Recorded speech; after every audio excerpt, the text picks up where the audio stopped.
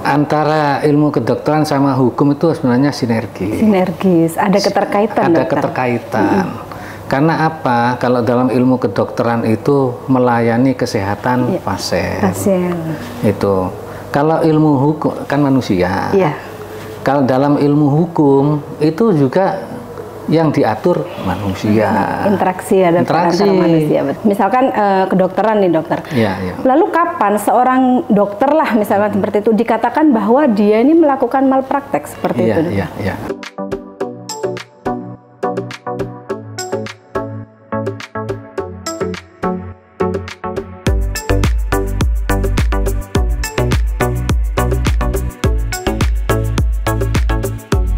Nah dokter, ada unsur yang harus terpenuhi, ada pembuktian yang panjang. Lalu bagaimana masyarakat ini bisa tahu kalau itu malpraktik? Atau mungkin pertanyaannya begini dokter, sepelik itu membuktikan malpraktik, apakah masyarakat itu bisa dengan mudah memvonis bahwa oh ini malpraktik nih, ini bukan? Kalau masyarakat bisa nggak dok menilai seperti itu dok? Begini ya, karena ini kan kalau masyarakat yang punya ilmu kedokteran mungkin bisa, saya juga bagian masyarakat. Iya, saya juga masyarakat, memposisikan diri sebagai masyarakat.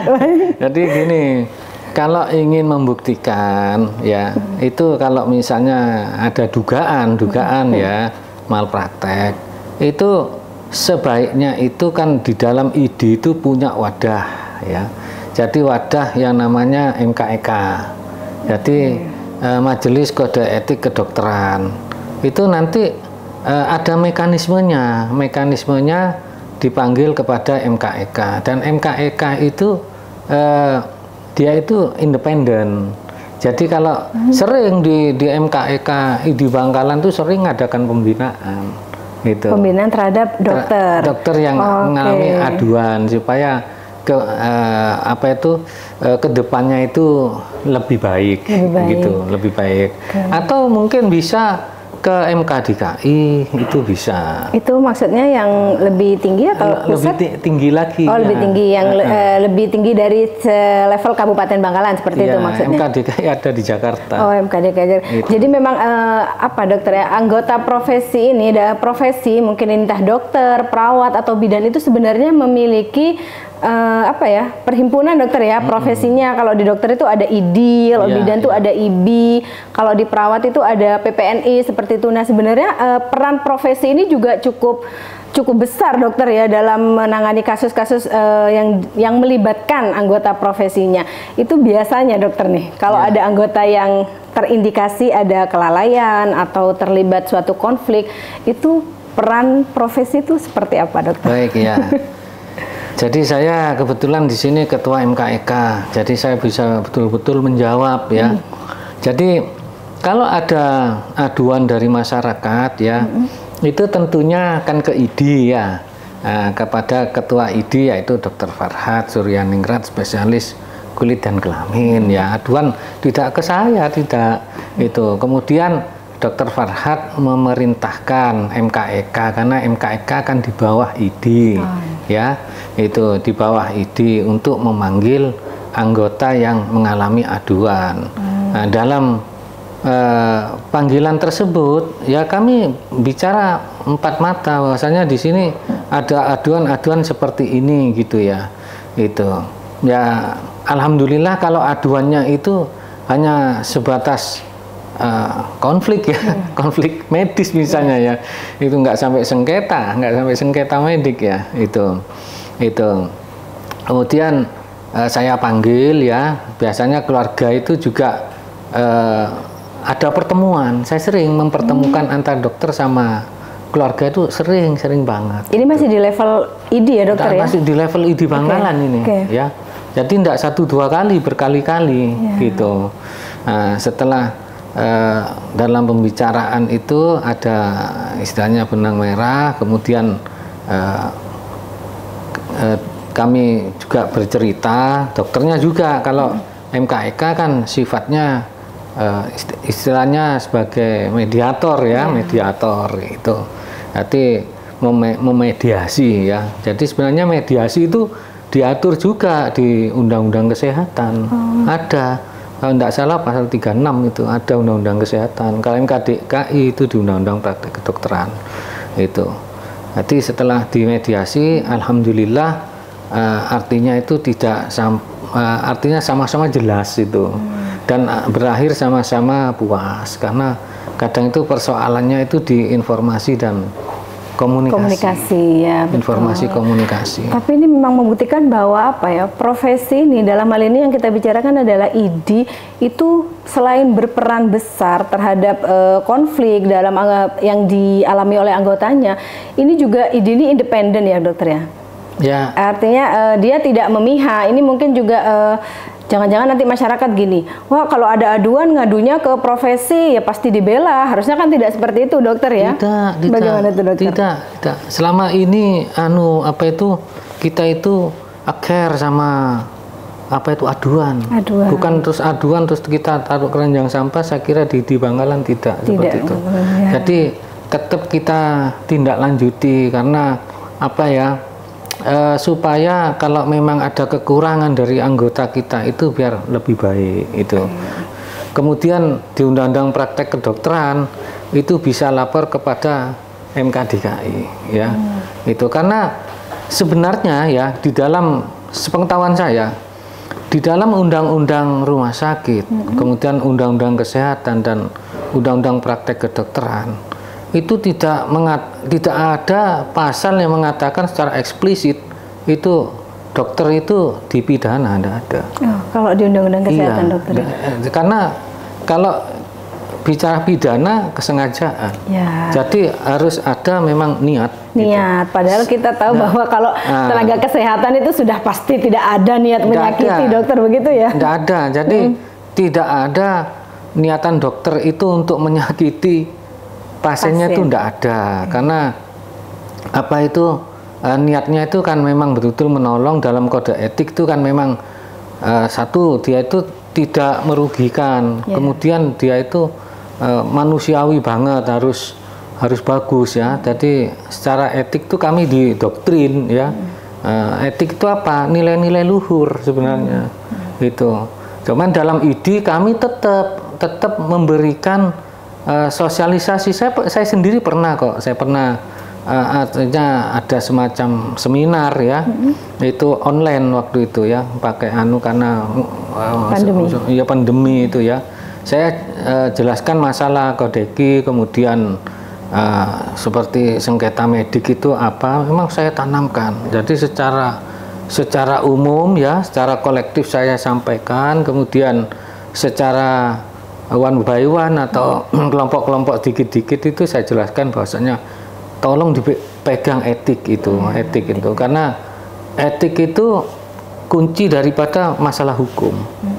Jadi kalau menurut saya pribadi, pertama itu etik ya. Kemudian nomor 2 itu disiplin, baru hukum. Sepanjang dokter itu megang etik dan disiplin keilmuannya, insya Allah jauh dari masalah hukum. Nah, kemudian itu perlu diingat bahwasanya ini kan tadi itu yang saya sampaikan bahwa inspanning verbin tennis. Jadi kontrak terapinya itu berdasarkan para pihaknya itu kepercayaan dan upaya itu. Jadi kalau ada masalah ya jangan ke pidana gitu. Kembali ke kitohnya. Karena pada dasarnya sebenarnya di kesehatan sendiri itu punya undang-undang dokter ya, dan itu berlaku juga amat sangat berkekuatan hukum gitu. Sangat berkekuatan hukum, itu undang-undang yang bikin DPR itu. Undang-undang kesehatan itu. Iya undang-undang itu. Jadi negara hadir semua itu. Iya, sebenarnya di Undang-Undang Kesehatan ini sudah mengcover semuanya dokter, yang mulai dari aturannya bahkan sampai mungkin konsekuensi yang harus diterima oleh tenaga kesehatan jika melakukan. Tapi dokter, kalau sudah saya agak penasaran ini dokter. Kalau sudah sampai ke ranah hukum seperti itu, karena kan dokter selama ini malpraktek ini baru menggaung kalau sudah di ranah hukum seperti itu. Kalau sudah sampai pada ranah hukum, apakah hukum umum ini akan mempertimbangkan hukum kesehatan? Pernah mungkin dokter mengikuti kasus gitu, kalau sudah masuknya ke ranah polisi, apakah akan mempertimbangkan adanya hukum kesehatan atau dikesampingkan, tetap jalan di hukum secara umum gitu dokter? Tetap dipakai ya, karena tetap dipakai. Contoh ya, saya kasih contoh. Saya kan anggota Perda Huki ya, jadi Perda Huki Jawa Timur ya. Saya juga di BHP 2A itu Jawa Timur tuh masuk ya dalam grupnya itu. Jadi Biro Hukum Pembinaan dan Pembelaan Anggota ID Jatim ya. Contoh misalnya di Jombang ya. Jombang kan rame ya, yang bayi dipotong kepalanya itu ya. Karena apa itu kesulitan ya, terjadi distosia ya. Itu pernah itu distosia itu kan keluarga ya marah lah mesti namanya juga lah ya, dokter, keluarga. Ternyata itu merupakan secara ilmu kedokteran ya. Kan ilmu kedokteran kan diatur dalam Undang-Undang Praktek Kedokteran. Kalau lihat pasal-pasalnya aja ya, itu sudah memuat isinya masalah kedokteran ya. Sampai pada etik ada pasalnya di Undang-Undang Praktek Kedokteran. Itu, dokter. Nah, ini saya mengaitkan terhadap lex spesialis tadi, undang-undang khusus tadi itu, berjalan, masuk ya. Nah, itu kan sudah dilaporkan ke polisi, gitu. Itu. Nah, tentunya polisi mengundang ya dari pihak ID atau pihak ID merapat ya, itu pada pihak polisi mengatakan bahwa tindakan seperti itu namanya dekapitasi. Jadi dekapitasi itu dibenarkan secara disiplin ilmu dalam rangka menyelamatkan ibu. Itu. Jadi akhirnya dihentikanlah proses penyelidikan atau penyidikan itu karena memang itu benar, memang dianggap itu sudah benar, takutnya nanti meninggal dua-duanya. Nah, inilah masuknya istilahnya itu undang-undang kesehatan ya. Kan di dalam undang-undang praktek kedokteran kan ID itu kan ada juga, makanya ID masuk ke kepolisian ya. Jadi menurut saya lex spesialis ini bisa masuk, bisa bersinergi ya. Bisa menjelaskan. Artinya begini dokter, walaupun sekalipun kasus ini sudah sampai pada ranah hukum, toh pada akhirnya undang-undang kesehatan itu akan dipertimbangkan juga. Jadi mungkin ini akan menjadi edukasi tersendiri kepada masyarakat. Yang disampaikan oleh dokter Aziz tadi bahwa profesi itu punya naungan, punya undang-undang yang nantinya tuh akan digunakan. Jadi mungkin ke depan jika ada aduan seperti itu bisa mengkonfirmasi atau mengadu, melaporkan ke profesi terlebih dahulu, begitu dokter ya. Nanti akan dimediasi. Profesi tidak akan tinggal diam. Nanti profesi di sini memiliki peran yang sangat besar untuk memediasi, untuk mencari jalan. Dan yang perlu diingat bahwa profesi ini tidak serta-merta dianggap menjadi tidak independen. Bahwa kalau misalkan anggotanya yang melakukan kesalahan maka akan ditutup, maka akan dibela. Tidak seperti itu. Anggota profesi ini memiliki tanggung jawab juga kepada anggota profesinya untuk membina, untuk membenahi, agar karena kan praktik pelayanan kesehatan ini akan menjadi panjang masanya, tidak serta-merta berhenti di situ saja. Nah dokter, bicara kasus tadi nih, kasus malpraktek itu pernah ada dokter ya? Dokter divonis malpraktek pernah ya terjadi? Ada. Terus juga undang-undang tentang malpraktek ini artinya mengatur kode etik dan lain sebagainya itu sebenarnya sudah ada. Banyak juga dokter. Tapi kenapa? Biasanya tuh kenapa dokter kok masih ada gitu dokter? Kasus malpraktek tuh biasanya kenapa dokter? Iya. Jadi sebenarnya kasus malpraktek itu banyak ya. Di Indonesia itu juga ada. Itu ya berjalan juga itu. Di Amerika itu juga ada itu. Pernah saya baca itu kasus pemberian steroid itu ada itu. Jadi memang bisa dibuktikan pemberian steroid itu pada pasien tua yang punya gangguan lambung. Itu kalau nggak salah itu di Illinois, di Kanada. Itu pernah saya baca literatur seperti itu. Terbukti ya dok ya, maksudnya terbukti malpraktek. Itu kenapa ya dokter? Jadi memang bisa membuktikan, ya bisa karena memang bisa membuktikan kalau itu si dokter itu keluar dari standar profesinya. Jadi lagi-lagi memang faktor kelalaian dokter ya, gitu. Itu faktor dari pemberilah pelayanan kesehatan itu. Jadi kelalaian ya itu. Jadi kelalaian pun ada yang kelalaian berat, ada yang kelalaian ringan ya. Itu. Ya mungkin juga bisa seperti itu. Bisa. Ya. Nah kalau bicara tentang pelayanan nih dokter, memang di dalam suatu pelayanan kesehatan itu kan ada yang harus penting juga lah kesadaran dokter atau tenaga kesehatan lain terhadap hak dan kewajiban seperti itu kan dokter. Ada hak, ada kewajiban. Hak dan kewajiban pasien, hak dan kewajiban dokter atau tenaga medis. Nah mungkin yang ingin saya tanyakan bagaimana tentang aspek hak dan kewajiban tenaga kesehatan, dokter mungkin seperti itu. Hak dan kewajiban dokter ini aspeknya memiliki peranan seperti apa dokter dalam pelayanan itu? Betul. Jadi kalau bicara hak itu ya dokter itu punya hak untuk mendapatkan tempat bekerja yang baik, ya. Nah, artinya juga artinya berhak untuk mendapatkan perlindungan hukum, itu pengayoman. Kemudian berhak juga mendapatkan imbalan upah, itu berhak untuk mendapatkan lingkungan yang bagus, misalnya dalam hal berinteraksi, berkolaborasi, seperti itu. Kemudian kewajiban dokter, ini yang paling penting. Ini yang paling penting.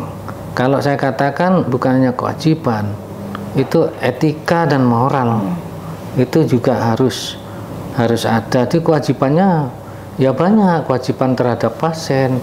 Jadi memperhatikan hak-hak pasien, kemudian hak-hak keluarga seperti itu, kemudian kewajiban terhadap rumah sakitnya juga bagaimana seorang dokter itu merupakan bagian itu kewajiban terhadap teman sejawat, terhadap lingkungan, terhadap sekitarnya, timnya itu bagaimana kewajiban itu penting. Terus kewajiban terhadap dirinya sendiri harus bersih, harus rapi, harus ganteng, harus cantik, harus harum. Profesi juga dokter ya? Iya, karena itu kan yang dilayani kan manusia. Ya, manusia ini kan memang harus perlu dilayani seperti itu. Dan memang kalau menghadapi kita menghadapi sesama itu memang ya itu tadi dokter mengatakan bahwa perlunya komunikasi, perlunya informasi sehingga bisa mencegah terjadinya miskomunikasi. Karena kan dokter biasanya tuh tuntutan itu berawal dari ketidakpuasan. Ketidakpuasan itu biasanya juga berawal dari misinformasi gitu dokter ya. Nah, sahabat, ini tadi kita sudah cukup banyak ya berbincang tentang aspek hukum, kesehatan dan kedokteran atau dikenal dengan malpraktek. Tadi juga narasumber kita sudah memberikan informasi bahwa malpraktek itu sebenarnya tidak serta-merta dapat dengan semudah itu disematkan kepada petugas kesehatan. Karena petugas kesehatan pun dalam memberikan pelayanan itu sebenarnya sudah berpegang teguh pada kode etiknya masing-masing, pada prosedur, standar prosedur dan lain sebagainya. Walaupun terlepas dari itu semua akan ada kemungkinan komplikasi yang bisa terjadi di luar di luar rencana lah, tidak terencanakan seperti itu. Nah, dokter sebagai ketua MKEK juga di ID, dokter sudah banyak menangani kasus-kasus. Mungkin nih karena terkait dengan topik malpraktek hari ini ada pesan untuk tenaga kesehatan, karena kan juga membawahi begitu banyak dokter ya tidak hanya di Bangkalan tapi juga secara umum. Ada pesan ke tenaga kesehatan atau mungkin ke masyarakat terkait bagaimana dengan malpraktek atau menyikapi malpraktek ini, dokter? Ya, baik ya.